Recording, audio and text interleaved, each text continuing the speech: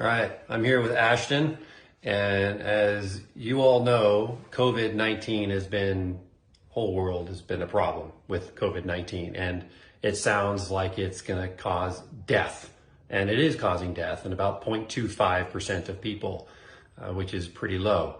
So this is Ashton. Hello.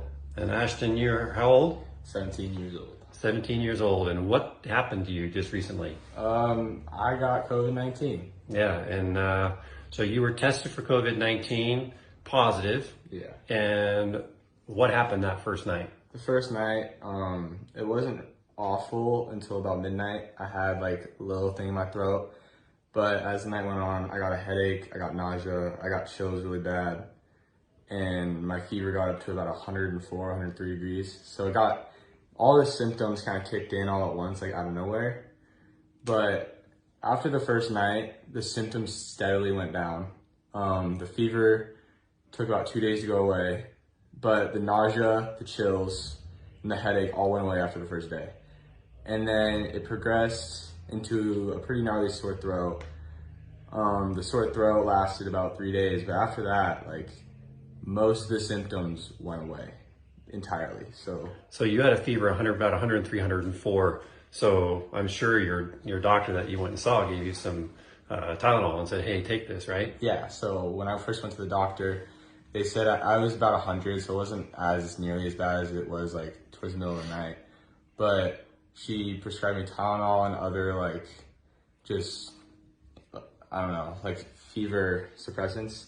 And after I got back home, I talked to Ben and he talked to me about the glutathione and how Tylenol will completely destroy the glutathione and make it just much worse.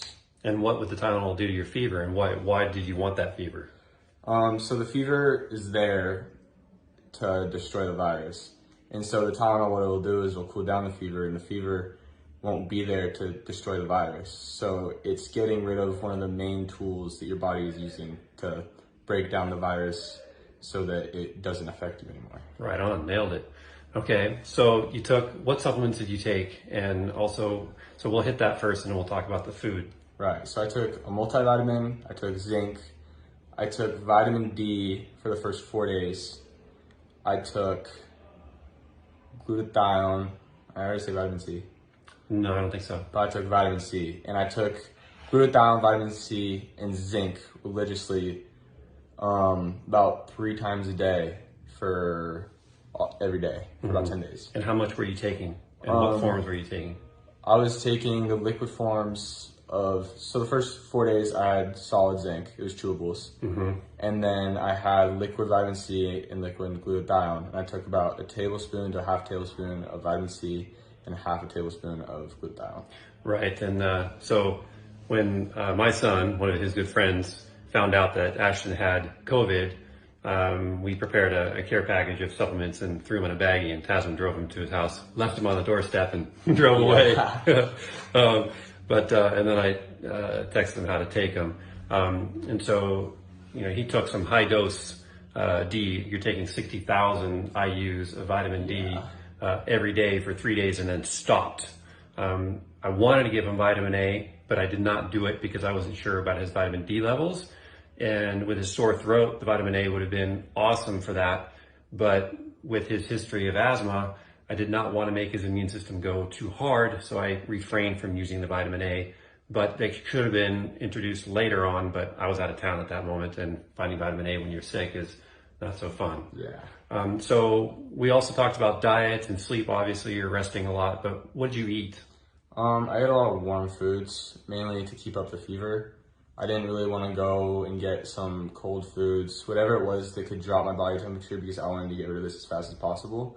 So I stuck mainly around some chicken noodle soup, like simple soup, but at the same time not eating too much food so that my body could focus all of its energy toward fighting this virus, while at the same time eating enough food to have enough energy to fight the virus itself. Nice. And then how much ice cream and candy did you eat? Absolutely none. Absolutely none. Absolutely none. Nice. Okay. Gatorade? So Gatorade is an iffy one. There's a lot of better forms of electrolytes because the sugar in Gatorade or the other preservatives can really knock your immune system down. So finding the cleanest electrolytes possible so that the water you're actually drinking is getting into your body and nourishing yourself. Wow, you're definitely, this kid's learning. Good. When are you seeing patients? Let's see. And you were around, so when you found out you had COVID, that was the night, it was later at the night, right? Yeah. And how soon were you hanging out with my son prior to that? I mean, were you hanging out with him earlier that evening? So the prior 3 days, I was hanging out with his son. I was sleeping over, spending the night, working out with him, sharing water bottles, just about as much fluid that you can pass without kissing them or something, you know? Right, like water bottles, you know, working out this close, exercising, and, you know, breathing out heavily when you're exercising. Yeah. Basketball, cardio. Yeah, basketball court. So a lot of that. And there was, how many kids, so it was really cool. What happened is you found out, you said that, you know, okay, guys, I'm COVID-19 positive. And they all got together, they all warned each other, and they all went and got testing. And they were all negative, every single one of them. Yeah, and so I traced it back to the people that I knew that had it, and I did interact with them. And this was 4 days before I actually felt symptoms. So those 3 next days, I was asymptomatic with COVID while my symptoms were developing, and I was interacting everywhere, everything, just as a normal day would go. Yeah, and it's been, what, since Tasman and all the other guys tested, and they've been, what, 2 weeks now? Yeah, 16 days. Yeah, so 16 days after. So now you're thinking, well, what about my son? Maybe Tasman has now got it, but it's been 2 weeks since he tested and since Ashton got it, and none of the other kids have got it, right? Yeah, none of the other kids have had symptoms. Yeah, none, zero. Zero. So, and Ashton with his pre-existing, you know, asthma, which is under control. Yeah, so I had exercise-induced asthma pretty bad as like a 9-year-old, but throughout sports, it slowly ended up going away, and with like good nutrition and like taking supplements, like it really gets it down to a T to where like you almost don't notice it anymore. And so for me, like not noticing it, but knowing that I do have it was a big scare for me when I got corona, because this is something that attacks the lungs. And knowing that asthma is it affects my lungs, like I thought that my life could be in danger. Yeah, yeah. So when you were diagnosed with COVID, how scared were you? It was really interesting because the doctor came in and they were pretty relaxed about it. They just like said it like as any other thing. But like when I heard the words like you have COVID, because they did test me for strep too, and so they came in and said, oh, you don't have strep, but you do have COVID, and I was like, okay, which one's worse? It's a little bit bigger of a deal than just you have COVID, but yeah. Yeah, so as soon as they told me that, my heart kind of stopped for a second.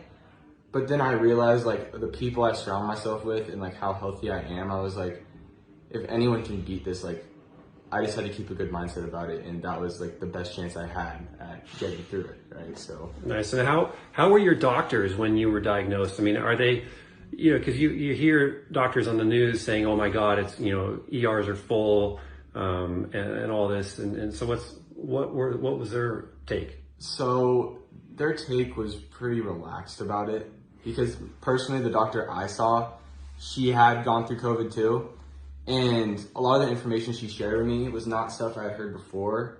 It seemed pretty like kept low, like the news was not a report about it, because she said that like only 20% of people have symptoms, and that like once you have it, the antibodies are so strong that the chances of you getting it is almost like little to none, even though like there have been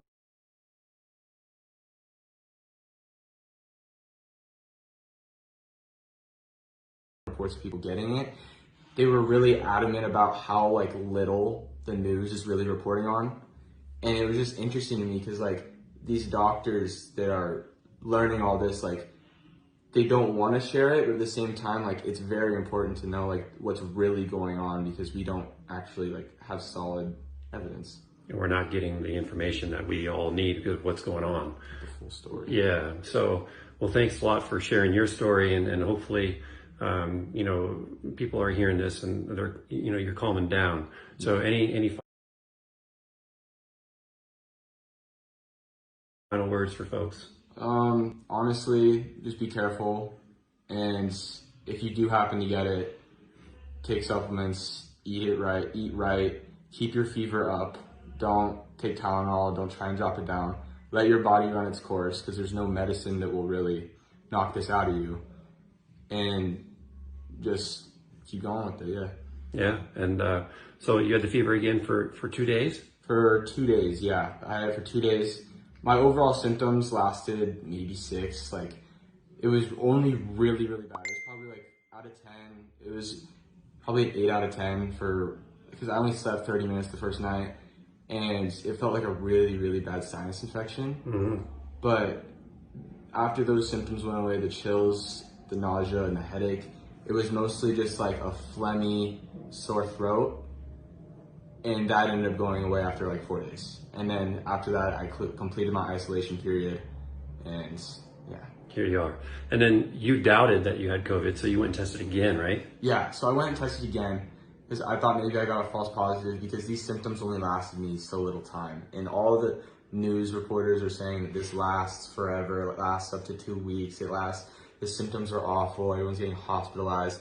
And I really wanted to get back out and test negative because I could not stand isolation. As important as it is, it's not something that I enjoy particularly. So I wanted to go and get tested again. And so what ended up happening is I tested positive again. So I ended up going back to the Everett clinic and I talked to them about how you really know if you're negative.